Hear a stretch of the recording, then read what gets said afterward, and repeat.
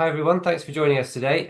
Really pleased today to be joined by Joel from Christie and Co. Joel's been promoted, I suppose, to head of dentistry this year, so it's good to be doing a video with Joel. You might be used to seeing Paul's face, but Joel is now in charge. So, Joel, thank you very much. No worries, Simon. Thanks for having me. Yeah, you're welcome. We've worked together, even before you kind of moved into your kind of current role. We've worked quite closely with yourself and a few cases up in Scotland and in Christie and Co across the nation. But for those who haven't encountered Christie and Co, who might be watching this, can you give us the background, give us the intro? Who are Christie and Co? What do you do? Um, yeah, just the Yeah, general introduction. no worries. So thanks for that. My name's Joel Mannix. For everybody that doesn't know me, I'm the head of dental at Christie & Co. A bit about us. So Christie & Co, we're the only RICS accredited firm, both buying and selling and valuing dental practices across the UK. We have a unique market leading position in the UK, which ensures that our clients can receive precise and tailored advice. We came into the market in 2013, and pleased to say that our team has sort of grown over that time to over 30 dedicated agents, RICS accredited valuers, and consultants.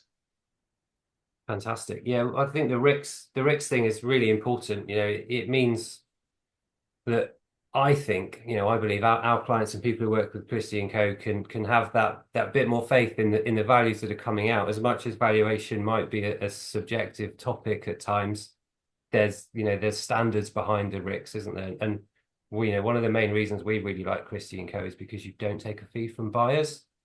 Right. You're guaranteed, therefore, to be getting the best advice. And as a seller, having a broker who is absolutely working 100% to get the best price for you. 100%. I mean, I hate to sound like I've got an axe to grind here. I don't. But I just with our sort of position in the market, the way that we work is, as you rightly say, Simon, we work for the seller. We only work for one party, who is the seller. So it is within our best interest to give the best possible advice to our clients. Which means that when we do take a practice to the market using our whole of market approach, we can comfortably say that the best offer and deal that's being put forward, perhaps over a few different options, is the best possible deal within the market. How it kind of works is obviously everything's done confidentially, of course, so no names, no photographs. It goes out to our database of buyers that are registered within that area. And from there, what happens is if we get interest in, we'll then speak to our clients to say, who are you happy to release the details to? And then from there, we can then start to work with our clients and the potential buyers to come up with, go through the whole process. So viewings, offers, which is actually kind of the easy part, is getting the offer in. It's what comes after is where we kind of really earn our crust, because of our unique position, we are able to speak to the buyer, the buyer's seller, the buyer's accountant, the bank if needs be, the valuer, the seller's accountant, the seller's solicitor, all the while reporting back into our client, the seller.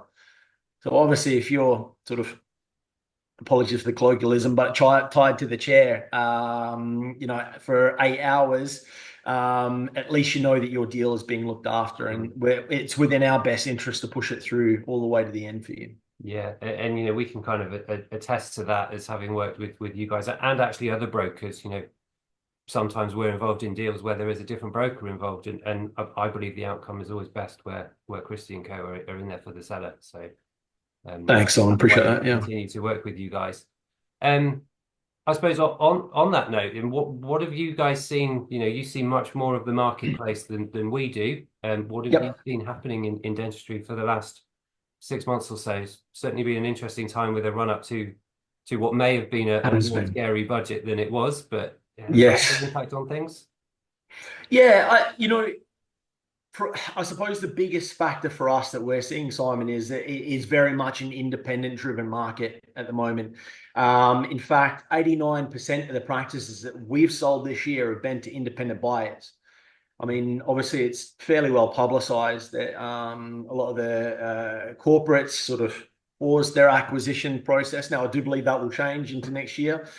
However, I suppose for us as agents, what do we want to do? So we sort of recognize that realistically, it's the independent market. So we're dealing with buyers from sort of different backgrounds, of course, whether they're a first-time buyer, or maybe it's a second, third practice, or some of those sort of regional sort of mini operators that have a sort of a hub of practices, really. So that's been the biggest thing over the past sort of, well, 6 to but even 12 months. Yeah. I think that, as you say, the budget has. I think it's made a few people reevaluate things from both buying and selling, of course. Actually, positively, as you rightly said, I think that it was perhaps going to be a little bit, well, it seemed like it was going to be a little bit scarier than what it was. I'm not saying that it was a really good outcome, but I do think that Mm. perhaps the sort of publicity drum that was being banged was that it was going to be really hard for everybody. But actually, there is some sort of silver linings within the sort of key messaging, I suppose. Yeah, I think the capital gains tax is obviously a big thing on the mind of sellers. What am I going Yep. to be left with after I've sold this? And there was certainly fear that that could have been a much bigger increase than it has been. Like I say, it's not necessarily a great outcome because there's more tax to pay, but it could certainly have been a lot worse. Um, and I think from what we've been dealing with over the past, like say, 6 or 12 months as well, echoes what you've just said. I don't think we've been involved in any deals in the past year, and we've done more in the past year than we have in any year. I don't think we've Yep. done any to corporates. They've all been at that kind of somewhere between 500, 1.5 mil, that kind of bracket to an independent buyer. Mhm. And corporates just don't seem to really be buying anything. I mean, just to echo that, from our research within our own numbers, we've seen agreed transactions surge by 150% versus 2023. So yeah, I mean, 89% of those have been to independent buyers. It kind of tells you where the market is, I think. And as I said, it is down to the independents, but it just kind of sort of, I guess, adds to the independent market at the moment, sort of underscores the sector's resilience and sort of entrepreneurial spirit within UK dentistry. It's a needs-based sector. Banks really want to lend there. I mean, I was Mm. going to ask you a little bit about what you were seeing there, but yeah, banks really want to lend in dentistry. It's a needs-based sector. So I think when you sort of combine all those things, it sort of makes for a really exciting time in the market. Yeah, no, absolutely. And on the kind of funding side, there's there's two main players, I suppose, from the kind of high street banks that are still really keen in dentistry. There's favorable rates available versus other sectors. There's favorable loan to value available, so less, capital may be needed to kind of get started on acquiring a practice. Mm. So the banks, like I say, still really keen to lend. They see it as a very safe sector. Um, do you think it's a good time to sell at the moment? I think maybe over 12 months ago, you probably would have said actually not. Most people aren't selling unless they have to. But Mm. are we drifting back towards something a bit more like we saw back in 2021, 22, where prices were really high, or are we still some way away from that? Do we think it'll ever get back there? Yeah, I mean, 2021 to 2022, there was a real sort of bubble in the market, I suppose. That last year there was certainly a recalibration. I think actually what's more accurate to say, Simon, is we're probably about where we were in 2019. And I suppose following on from that, even if you sort of take corporate buyers out of it, what we're seeing from the independent market at the moment is that our clients, our sellers, are looking at offers as they come in, and actually they're making a sort of conscious decision that, okay, I'm going to take this offer. It's slightly less than what I might have gotten in 2021, say. However, the terms are completely favorable, whether it's all the money up front, or whether I can leave on day one, or after a short handover, or actually it's a case of, right, well, this is somebody who I'm selling to, who I know thinks of dentistry the same way I do. They're going to look after my staff in a similar way. They're going to look after my patients in the same sort of way. So there is that element of it as well, that sort of almost emotional element of Absolutely. selling your practice, which I think certainly is a big factor. And to your point, I think that actually, will we ever get back to 2021, 2022? I mean, who knows? But I think where we are in the market is we're a really strong and stable market at the moment. Is it a good time to sell? Yeah, I mean, obviously, yes, we think so. Depending on what it is, as we sort of said early on, we are, a trusted advisor, RICS accredited advisor. So if we look at your business and say, well, actually, do you know what? If you hang on for another 6, 12, 2 years, whatever it might be, well, fine. Like we will give you that advice and we'll try and work with you in that time to sort of make it as appealing as possible when it does come time to market your practice. So, yeah, I think that it's a really exciting time in the market at the moment, and buyers are certainly active. So, yeah. Yeah. That's certainly kind of another one of the things we really like about Christie and Co. Yourself and the team and the agents you've got all kind of around different regions of the country. They're all really happy to kind of start that longer term relationship. Then you're not having that initial meeting with our clients and trying to convince them to sell straight away. It's no, this is where your business is at right now. Is that the right price? Are you getting from that what you want? Mhm. Yes, great, we can help you sell it. No, well, let's all work together, the kind of three of us. Let's get the best price at the right time at some point down the line and just keep that conversation open, which Yeah. factually has left better outcomes to people who've kind of been through that process. But we know that people have worked with you guys, with us, increased their exit price.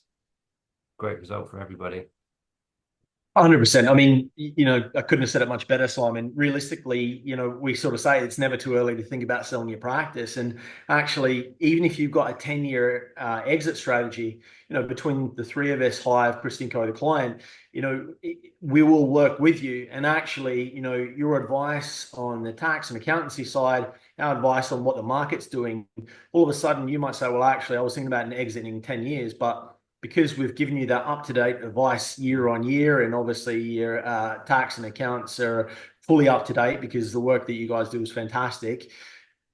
Actually, all of a sudden you're looking at exiting in year 7. So I think that's knowledge is power, isn't it, Mm, Simon? So the more that we can work with our clients, and as you say, we will sell your practice whenever you think the time is right. But actually, we can work together over that period, build that relationship.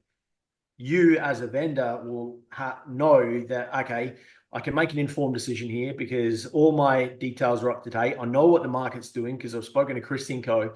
Actually, all of a sudden I'm going to sell in year 7 instead of year 10 or whatever it might be. But it's about giving our clients the right and the proper advice so that they can make those informed decisions. yeah, absolutely. Well, Joel, thank you very much for your time today. If anybody is interested in selling, or even if, like we've just said, selling is you think maybe 10 years away, then do drop us a line. It is not too soon. There's some stuff we might want to do in tax that might need 5 years, and there might be a 3-year exit. So, 3-year post-sale tie-in. So it really isn't too soon. Get in touch. We can arrange a conversation with Joel or the relevant kind of agent from Christie and Co, depending on where you are. We'd love to start having those conversations with you. Joel, any final thoughts? No, look, as I said before, thanks very much for having me on. Yeah, I would just say that our advice is completely free as well. From Chris and Co. What means more to us is by working with you all the way through that process. It's really rewarding from our perspective if we are working with somebody year in, year out. And then to get, to end of say year 5, as you said before, and selling the practice is really rewarding for us. So the sooner the better, really. As soon as we can start speaking to you, the sooner we can start working together, really. Fantastic. Thank you very much, Joel. Thanks, Simon. Cheers.